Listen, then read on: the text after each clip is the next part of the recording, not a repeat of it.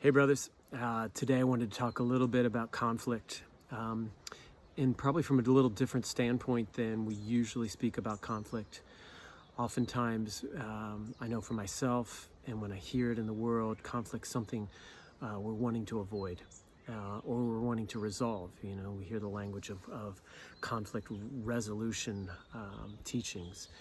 And I think resolving conflict, it can be good and helpful in many ways when it's needed to calm the fires of a heated conflict. And at the same time, I think there's something that's missed when our main agenda is to end the conflict. We miss the heat of that fire that if we could stay in it a little longer, could reveal something about who we are and who the person is that we're in conflict, or the group is that we're in conflict with. So this really came up big last year for me, in the community, within my own personal relationships, within my own men's group, people having a lot of different ideas about what was going on in the world, with COVID, politically, socioeconomically, in the racial justice world. So there was so many views and opinions that seemed to very quickly get polarized and place people at odds with each other. So I could feel it along the way, and I was doing work with myself and with others of how to hold that, how to be in that a little bit longer, to not immediately react and fall prey to my habitual unconscious reactions around conflict, to fall back into comfort or protection.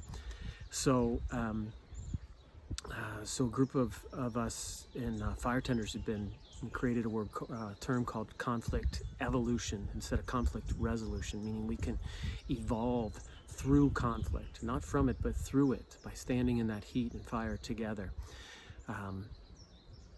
And the first step, I feel like, in doing this, and I'm gonna offer myself and Evan Reinhold in a couple weeks here a Zoom call on this. The first step is to know what we're doing. As Moshe Feldenkrais said, you can't do what you want until you know what you're doing. So if we want to have the capacity to be with conflict and fire and benefit from that, grow from it, have it reveal who we are on a deeper layer, then we've got to know what our immediate knee-jerk reaction is. So for myself, earlier on in my life, my knee-jerk reaction to conflict was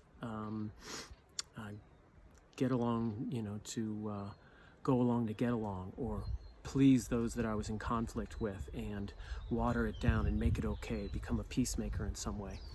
And so that was an immediate strategy that I wasn't even aware of. But in doing so, I was putting out my own fire constantly, to the point that I would drop into deep depressions for sometimes months, until I would explode, or something would happen, or I'd have to shift a whole relationship or leave an area to move outside of that dynamic. So that's one example of a habitual strategy around conflict. And there's many others around being conflict avoidant, being watery around conflict or anxious, being the aggressor and the one that pushes into conflict, which is, in my mind, another version of avoiding what's at the heart of the conflict. So my suggestion is that we get to look at these pieces together and learn from them together, and be able to build our capacity for conflict, for heat, to be able to learn and grow together. All right, hope you join us. Thanks.